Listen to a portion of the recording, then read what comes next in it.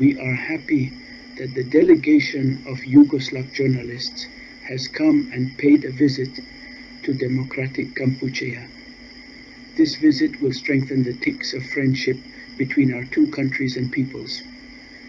Like Kampuchea, Yugoslavia is a non-aligned country and has always resolutely defended its independence. Therefore, the friendship between our two countries lays on the same basis. We have respect and affection for Comrade President Tito and the friendly peoples of Yugoslavia. Comrade President Tito and Yugoslav peoples have always extended to us support and aid. We have great sympathy for President Tito and the peoples of Yugoslav. We would like to express to them our thanks. I was in Yugoslavia. It was in 1950, in Zagreb, in a brigade of workers. So I feel great sympathy for President Tito and the Yugoslav peoples. You are now in Kampuchea as friends. First question, respected Comrade Pol Pot, you are going soon to celebrate the 3rd anniversary of the liberation of your country. Please tell us what are the outstanding achievements in national edification during those past 3 years. It is a pleasure for me to answer your question. During these nearly past 3 years, we have got a number of satisfactory results in the restoration and edification of our country. But, first of all, I would like to say that we still have a lot of work to do. The first outstanding result is that we have solved the agricultural problem, especially in rice growing. To have the problem of rice production solved means to have enough rice to feed our people. In 1976, we planned to get a yield of 3 tons of paddy hectare. We achieved 80 to 90% of this objective, which allowed us to solve the living conditions of our people and also to export rice. In 1977, we planned a yield of 3 tons of paddy per hectare for 1 crop and of 6 tons per hectare for 2 crops a year. We fulfilled this plan at nearly 100%. Therefore, in 1977, we had a paddy production higher than that in 1976. We could then improve the living conditions of our people and export more rice. Our slogan says, if we have rice, we can have everything. Because our people can eat their fill, we have rice to export and we can import the products we need. The results achieved in the agricultural production lay on the basis of the fundamental hydraulic projects that we have already achieved. The hydraulic projects are an important result to ensure in the future the agricultural and rice production. We have solved the agricultural problem, and from these bases, the other sectors like industry, cottage industry, cultural and social sectors can also be developed. Another outstanding result is that we have eliminated malaria, which was a scourge for more than 80% of our compatriots. In the past, every year, the number of the people suffered of malaria were very high, and they faced many difficulties in their work. Now we have eliminated malaria at 90%. So the living conditions of our people have been considerably improving in the domain of health. Another outstanding result is the basic elimination of the illiteracy, which was a blemish in the former society. In that society, there were indeed faculties, high schools, secondary schools, and primary schools in the cities. But the majority of the people in the countryside were illiterate. Now, we have fundamentally solved this problem. Our people can read and write. That is the basis which allows our people to progressively increase their cultural level. It is not only a part of the society, but the entire people who can learn and study. We rely on these bases to further develop our education and schooling. As for the other results, they are less important. But I would like to tell you that we have established and developed a sanitary network throughout the country. Each cooperative has its own medical center and its own center of making traditional, national, and popular medicines. That has then allowed us to greatly improve the health of the people. The present situation is different from that in the old days. Previously, there were doctors only in Phnom Penh and in the big cities. Now we have doctors all over throughout the country, in all cooperatives, and even in the most remote areas of the country. The level of these medical men is still at the elementary stage, but relying on this basis, we will progressively develop their skills. Concerning the cottage industry and workshops, there is no spectacular achievements, but everywhere we have established a network of workshops. Every cooperative has its own cottage industry and workshops. They are the basis to further develop our cottage industry and lead it progressively towards industrialization. There are a number of outstanding results. They have been achieved thanks to our people's endeavors under the leadership of our Communist Party of Kampuchea. The people work with their own hands, see with their own eyes the results of their works, and they have enthusiastically enjoyed them. During our short stay in your beautiful country, we have had some evidences that your revolution radically cut off from the past. What model of society are you building up now? We have no model in building up our new society. The Special National Congress held at the end of April 1975 clearly specified the determinant role in the revolution, in the national liberation war, played by the worker and peasant people, who form the overwhelming majority of the people. It is this worker and peasant people who have endured the heaviest burden in the revolution. It is then the same worker and peasant people who must enjoy the most the gains of the revolution, at present and in the future. The preamble of our Constitution has also stipulated this point. Our aspiration is to edify a society where happiness, prosperity, and equality prevail for everybody. A society where there are neither exploiting class nor exploited class, neither exploiting people nor exploited people, and where everybody participates in production works and national defense. It is on these bases and goal that we are edifying our new society. So, the edification of the new society is undertaken in conformity with the aspirations of the entire people, especially those of the worker and peasant people, who are the overwhelming majority of the population. If the people consider that the edification of the society is being on the correct way, then they would carry on this way. On the contrary, if they are not satisfied with, they would then decide differently. That would depend on them to decide. According to our experiences, we totally rely on our people in the revolution as well, in the National Liberation War. If the people undertake to do something by themselves, everything can be achieved.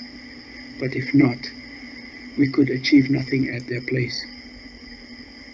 That is to say, that we have no pre-established model of a new society. We edify our society in conformity with the aspirations of our people being stipulated in the preamble of the democratic Kampuchea Constitution. Third question. As we have seen at this stage of your revolution, you have mobilized all your national forces to develop agriculture. Would you have any intention to develop also industry? And how would you establish the technical basis? That is to say, how are you going to train the necessary cadres for this orientation? Because for the moment, at our knowledge, you have neither university nor technical school.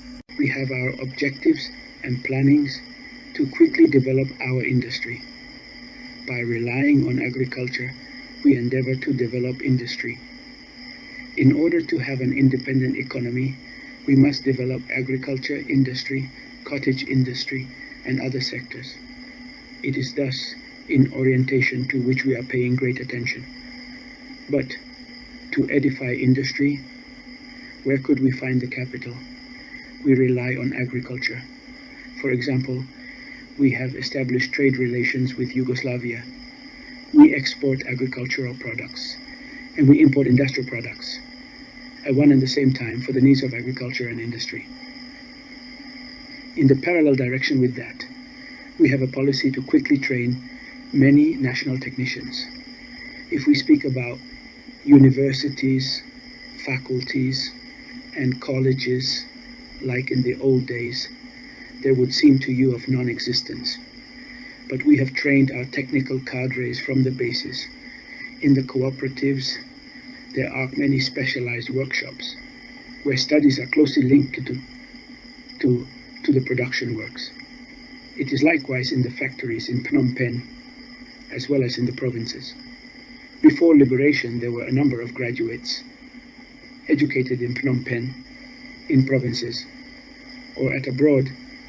But as concrete results in the movement of cottage industry and industry, they had served with less efficiency than the national technicians coming from the bases can do at present. According to this experience, we have trained our technicians from the bases, and we have progressively developed their technical skills. They participate in the production works and have gained concrete experiences, positive or negative, which permit them to move forward. Before liberation, some of you had been for several times in Kampuchea. At that time, there were very few national technicians. There were many more foreign technicians. Now, we are attaching great importance to the training of national technicians. As concrete results of our training system, let's take an example in the field of hydraulic projects. On the Prek Tinot River, while nothing has been achieved for many years, in 1976 to 1977 we have built 5 dams. Therefore, with concrete practice we can draw concrete experiences, and we assess that if we had to wait for a long time, we could not serve in due time the movement of agricultural production, solve and improve the standard of living of our people. Let us take more examples. Now, we produce husking machines and threshing machines, hydraulic pumps completely by ourselves. We produce them also with imported engines. These machines are manufactured by our technicians. Previously, they could not be produced in the country. All of them must be imported from abroad. In brief, we pay great attention to this problem of industrial development and to the training of our national technicians. We shall develop the level of their knowledge by our own means. We think that we can do so at a certain degree in combining closely the studies with the concrete practice. They have progressively gained more experiences. Then they will go to friendly countries for training so that they could improve their scientific and technical knowledges. These are the principles on which we rely, but we will send our trainees only to friendly countries. Fourth question. We have seen that your cities have no population. Could you explain us what is the objective of this operation? Why have you abolished the role of the money, the salary system, the trade network? Would it be a passing orientation in the social and revolutionary transformation of your society, or a model of society that you are really pursuing and building up? There are many reasons which led us to evacuate the population from Phnom Penh and other cities. The first reason was an economic one, that is to ensure food supply for many millions inhabitants in the cities. After having taken the problem into much consideration, we came to the conclusion that we could not solve this problem as long as such numerous population remained in the cities. But if we evacuated this population to the countryside in the cooperatives, the latter could feed them, for they have rice fields, instruments of production, and everything they needed. We had cooperatives which could receive this population from the cities by letting them participate in rice growing thanks to their oxen, buffaloes, and instruments of production. In the countryside, the conditions were favorable for us, while in the cities, they were not favorable. Then, in order to solve the food problem, it was necessary to evacuate the population to the countryside. It is only when we can solve the food problem that the people have confidence in the revolution. If in the cities the population die by starvation, they would not have any confidence in the revolution. Such was the economic reason.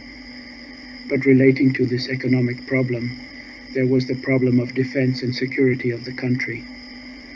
Before liberation, we already knew the plan of defeat of the US imperialists and their lackeys. According to this plan, after our victory and when we entered into Phnom Penh, they would create difficulties to us in Phnom Penh in the political, military, economic, and other fields in order to destroy our revolution. Therefore, taking this situation into consideration, we evacuated the city's population to the countryside in the cooperatives in order to solve the food problem and at the same time to crush beforehand the US imperialists' plan so that they could not attack us when we entered into Phnom Penh. Thus, the cities were not evacuated through a pre-established plan, but they were in conformity with the situation at that time, that were the shortage of foodstuffs, the necessity to solve this problem for the population, and the US imperialists and their lackeys' plan aiming at destroying our revolution and taking back power. Concerning the function of the money, the salary and trade systems, I would like to tell you as follows. In 1970 to 1971, we already liberated 75 to 80% of our country. At that time, we had the political military power, but not the economic power. The economy was in the hands of the landlords and capitalists. Thus these latter amassed up the whole production, for they had money. In the liberated areas, we fixed the price of paddy at 30 reals a tau, the price at which the population must sell the paddy to the revolutionary power.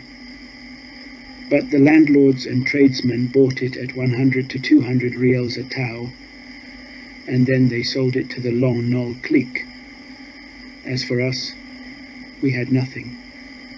The population faced many difficulties in the food supply. It was the same for our army. These difficulties had affected our national liberation war. After having well examined this situation, we decided to establish cooperatives so that they could take in hands the economy, the agricultural production in the countryside, the management, distribution, supply system, and the exchange between cooperatives on one hand, and on the other hand, between cooperatives and the state. That is why we could take in hands the agricultural production and solve the problems of living conditions of the people. The people were enthusiastic and sent their sons and daughters to join the army to fight against the enemy. When the cooperatives helped one another and developed their exchanges of products between themselves, the function of the money had been progressively reduced. In 1974, it was reduced by 80%. Before liberation, the state used money. It used it to buy various products in the areas not yet liberated for the needs of the liberated areas under its control. After these experiences, we asked for the people's opinion who judged that money had no utility, for the cooperatives already succeeded in handling the exchange of products between themselves. Therefore, at that time, in the liberated areas, which had extended over more than 90% of the country, with nearly 6 million inhabitants, we had already solved the problem. When the population of the cities were evacuated to the countryside, they were fully taken in charge by the cooperative. This practice led us to give up the use of money up to now. What will be the situation in the future? That would depend on our people. If the people judge it is necessary to go back and use money, we shall do so. But if the people consider it is not necessary to use money, they will then decide accordingly. Therefore, in the future, this problem would depend on the concrete situation. That is why we have told you that we have no modular pre-established model. That would, in the help in development of the people's revolutionary movement and the progressively acquired experiences. Concerning the salary system, there were also habits acquired in the past. In the revolutionary movement, especially during the National Liberation War, there was no salary, both among the cadres and in the army. As for the inhabitants, they also had no salary. Before liberation, in the liberated areas, cadres, army, population, that is nearly 6 million inhabitants, had already used to live without salary. We have noticed that in the old days, the majority of our people had no salary. Only the functionaries had salary. Therefore, with these acquired habits, the population of the cities incorporated themselves in the cooperatives. The military and civil cadres, men and women fighters and workers have continued to live following the regime of supply in practice during the war. We considered that this practice has avoided a heavy burden on the peoples and allowed us to keep this money mainly for national defense and edification. What will be the situation in the future? That would depend on the concrete situation and the people. Concerning the trade network, the state and cooperatives cooperate with each other to organize it. The state gathers cooperative productions and distributes them throughout the country or exports them abroad. The state imports the products from abroad to distribute them throughout the country. So far, we have done so. Those are practices acquired during the war. What will be the situation in the future? That would depend also on the concrete situation. That is why we have not determined that it is definitive or provisional. We have acted following the concrete situation, and we continue to do so. The people are a fundamental factor. Fifth question, if we have understood well, a democratic Kampuchea faces many problems and difficulties of all kinds with her neighbors. What is your opinion, and how could you solve these problems and overcome the present difficulties? Like all the newly liberated countries, democratic Kampuchea has to face difficulties. That is normal. As far as I know, in the history, the difficulties of Kampuchea are not as great as those faced by some newly liberated countries. But it is a fact that democratic Kampuchea has difficulties. The main difficulty is that we have abode by the position of independence, sovereignty, and self-reliance, and deciding by ourselves our own destiny. This position runs counter to some countries, that is the expansionists and imperialists. But we assess that in abiding by this position of independence, sovereignty, and self-reliance, our difficulties are less serious than those that we would face if the nation and the people of Kampuchea were subjugated or disappeared. Therefore, we prefer to stand by our position of independence, sovereignty, territorial integrity, of non-alignment, of deciding by ourselves our own destiny in overcoming all obstacles. How to solve these difficulties? This problem would depend on the factors of our side and those of the opposing side. We have successively sought to solve this problem through meetings and negotiations. Immediately after liberation, in June 1975, myself and other comrades leaders, we had been to Hanoi. We decided to go and showed our goodwill in seeking to solve the problems existing since a long time. There were many problems, but there was one problem, the problem of border, to be discussed. We said that Kampuchea wants only to live in peace, and in order to preserve, develop, and strengthen the friendship between our two countries and people, she considers as state borders between the two countries, the present borders that Vietnam has solemnly recognized in the 1966 to 1967 and committed itself to respect them. We have not claimed our former territories. We have not also claimed our former islands. We have not claimed even an inch of territory. The Vietnamese did not deign to reply, for they have fostered greater ambitions, that is to take possession of the whole Kampuchea under the form of Indochina Federation, by sending every year many hundreds of thousands or millions of Vietnamese to come and install themselves in Kampuchea, would become national minority. That is very clear. In May 1976, we invited the Vietnamese to come and negotiate the Phnom Penh. At first, they did not want to come. When they arrived, they said that they were coming because we had insisted on inviting them to come. During the negotiations, Vietnam has rejected the borders that it has recognized in 1966 and 1967, and that it has committed itself to respect.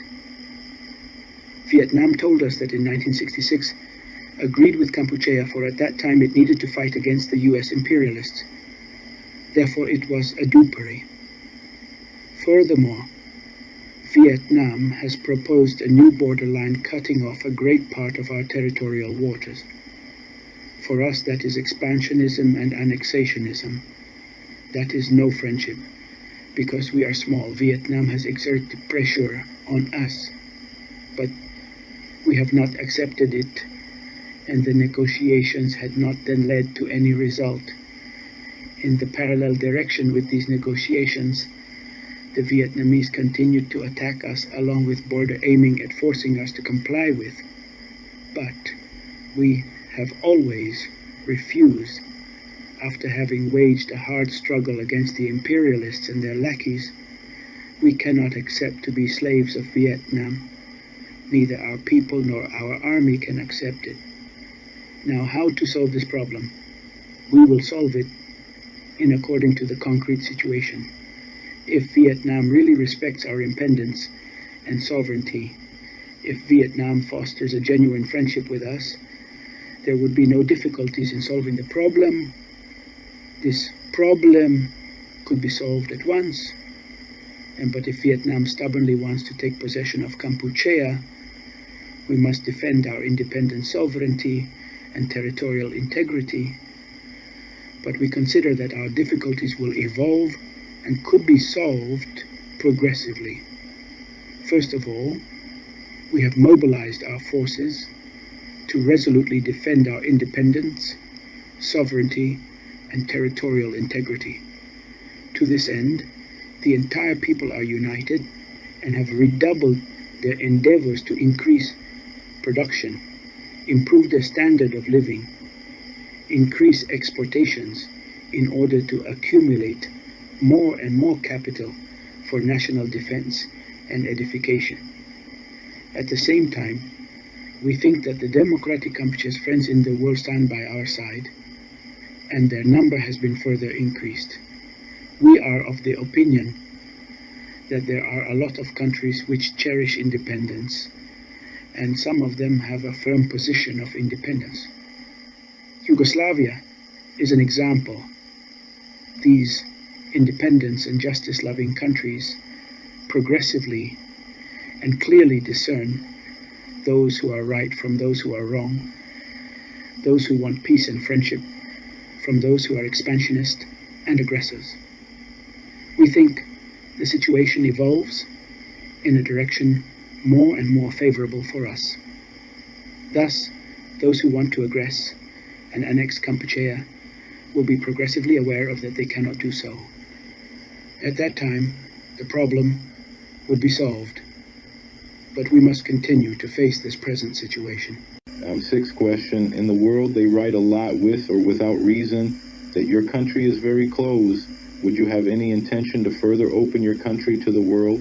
On what principles and in what direction? Since liberation, we have progressively received friends. After liberation, we had to solve many problems.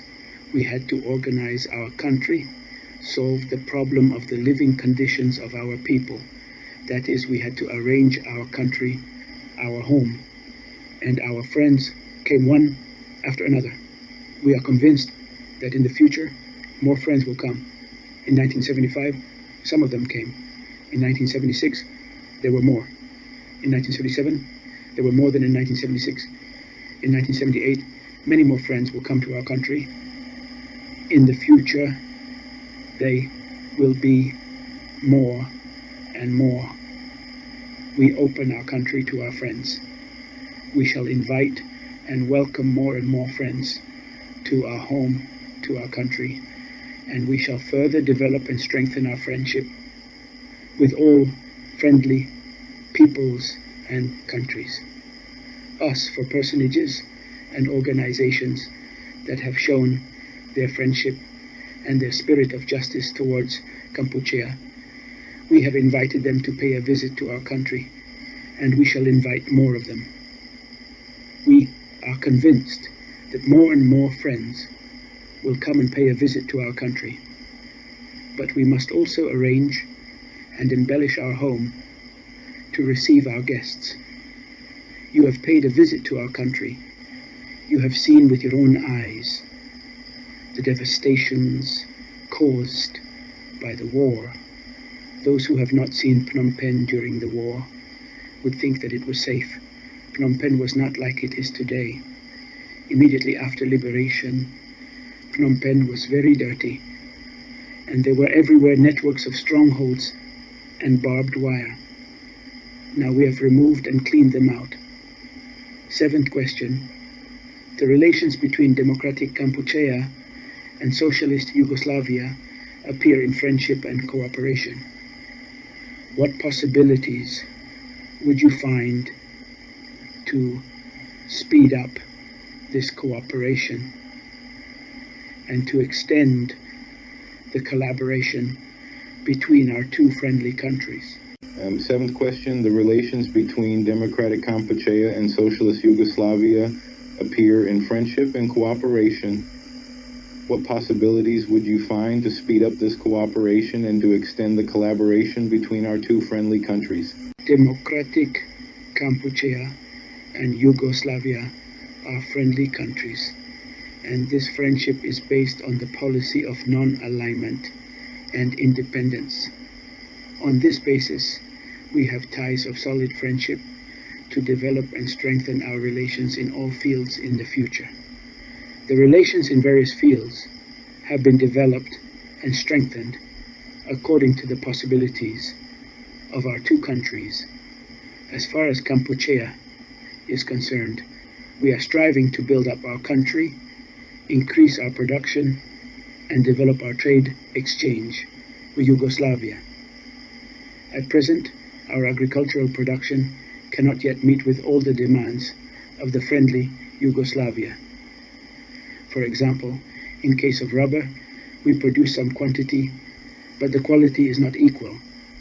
We are striving to improve the quality of our production in order to increase our exchanges with Yugoslavia.